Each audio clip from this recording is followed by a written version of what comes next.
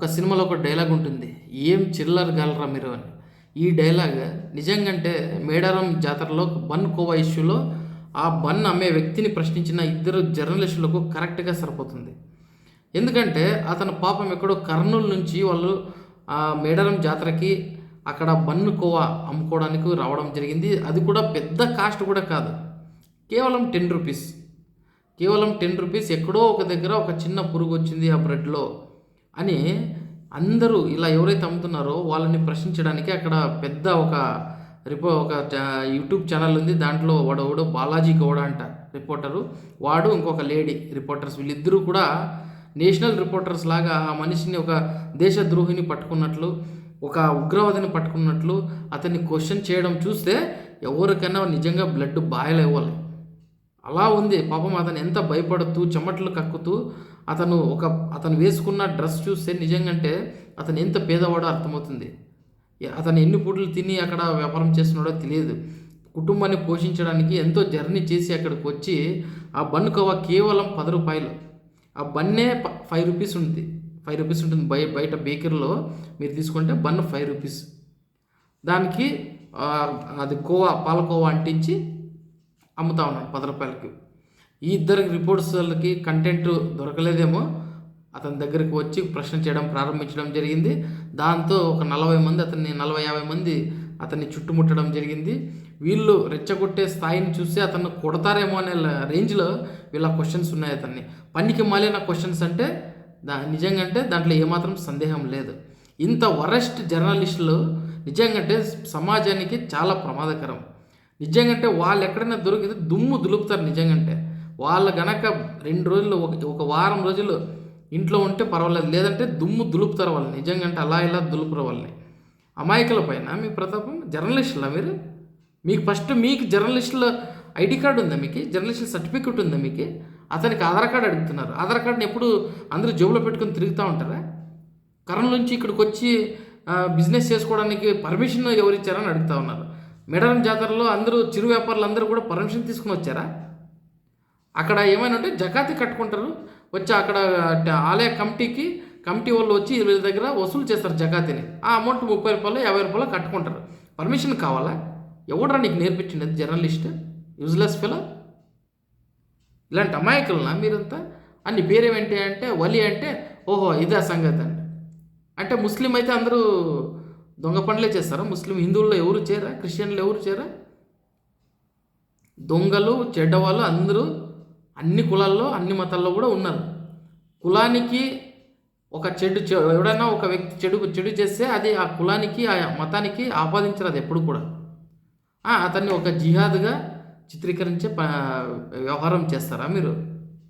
నేను కూడా ఒక హిందువే. ఆ వీడియో చూసిన తర్వాత బ్లడ్ బాయిల్ అయింది.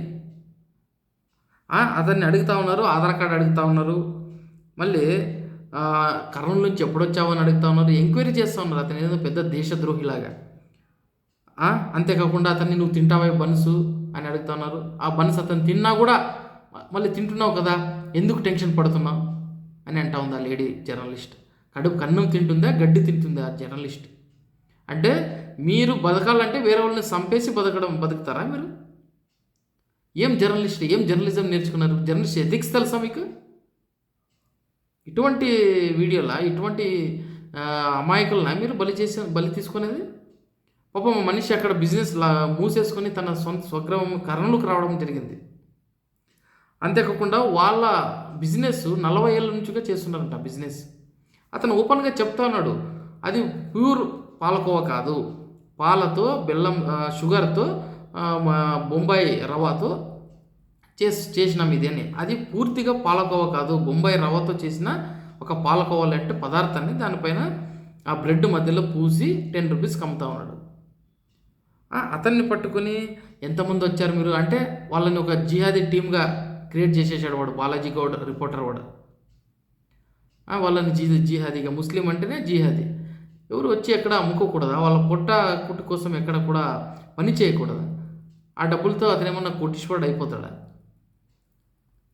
ఏమి సమాజానికి మెసేజ్ ఇస్తూ ఉన్నారు? అక్కడ చుట్టూ జనాలు కూడా వీళ్ళకి ప్రశ్నించే దమ్ము ధైర్యం ఉంటే, వాళ్ళకు నిజంగా పిల్లవాళ్ళ ఆరోగ్యం పైన చిత్తశుద్ధి ఉంటే మ్యాగీ పిల్లలకి ఎంత ప్రమాదకరం వాళ్ళని ప్రశ్నించండి. దమ్ము ధైర్యం ఉంటే మ్యాగీ మేడారంలో ఎక్కడ ఏ అంగట్లో కూడా మ్యాగీ అమ్మకూడదు.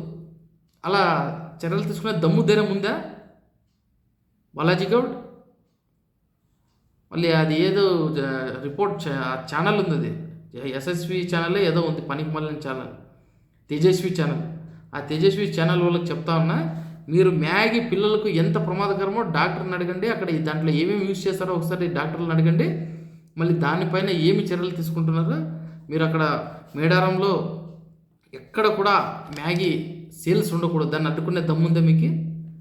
అంతేకాకుండా బిస్కెట్స్, చాక్లెట్స్ ఇవన్నీ కూడా పిల్లలకు మంచిది కాదు.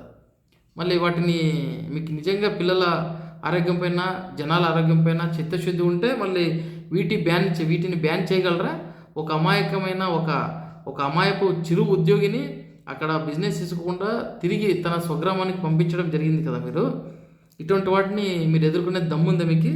అంతేకాకుండా మనం తినే ఆయిల్, మంచి నూనె నిజంగా అంటే అది ప్యూరిటీ ఉంది దాంట్లో ఎన్ని కెమికల్స్ వాడుతూ ఉన్నారు, ఎంత వేస్టేజ్ నుంచి వచ్చిన ఆయిల్ని మనం తింటా ఉన్నాం అనేది అర్థం మీకు తెలుసా?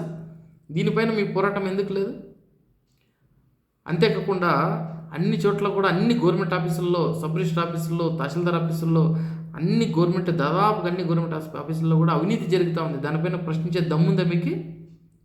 ప్రశ్నించే దగ్గర ప్రశ్నించుకోకుండా అమాయకంగా ఎంతో దూరం నుంచి తన కుటుంబాన్ని పోషించడానికి వచ్చిన వ్యక్తి పైన మీ ప్రతాపం. సిగ్గు శరం ఉండాలి మీకు.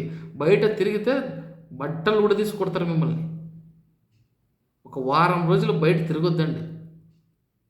నిజంగంటే ఎక్కడికైనా దొరికితే మిమ్మల్ని గుడ్డలు కూడా తీసి కొడతారు మిమ్మల్ని. జర్నలిజమా మీరు చేసేది? Useless fellows. అతన్ని పాపం బిజినెస్ చేసుకోకుండా అతన్ని అక్కడి నుంచి పంపించేసి ఏమో ఉగ్రవాదులా వాళ్ళు?